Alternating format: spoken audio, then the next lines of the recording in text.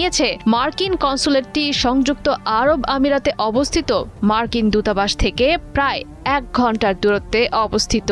ড্রোনটি মূলত মূল ভবন চ্যান্সারির পাশে পার্কিং এলাকায় আঘাত এনেছে বলে জানা গেছে। হামলার পর সব কর্মীর খোঁজ পাওয়ার খবর নিশ্চিত করেছেন মার্কিন পররাষ্ট্রমন্ত্রী মার্কো রুবিও। সন্দেহভাজন ইরানি ড্রোন হামলাটির ফলে স্থানীয় জনগণের পাশাপাশি কনসুলেটের অবস্থিত মার্কিন নাগরিকদের জন্য বড় ধরনের নিরাপত্তা ঝুঁকি সৃষ্টি হয়েছে, যার প্রেক্ষিতে সতর্কতামূলক কর্মসূচি হিসেবে কূটনৈতিক মিশনগুলোতে কর্মী সংখ্যা যথাসম্ভব কমিয়ে আনছে মার্কিন প্রশাসন। অনির্দিষ্টকালের জন্য বন্ধ ঘোষণা করা হয়েছে সৌদি আরব, লেবানন ও কুয়েতে থাকা মার্কিন দূতাবাসগুলো। মূলত মধ্যপ্রাচ্যে মার্কিন উপস্থিতির ওপর চাপ বাড়াতে চাইছে ইরান। সরাসরি আমেরিকানদের উচ্ছেদ অভিযানের কথা উল্লেখ না করলেও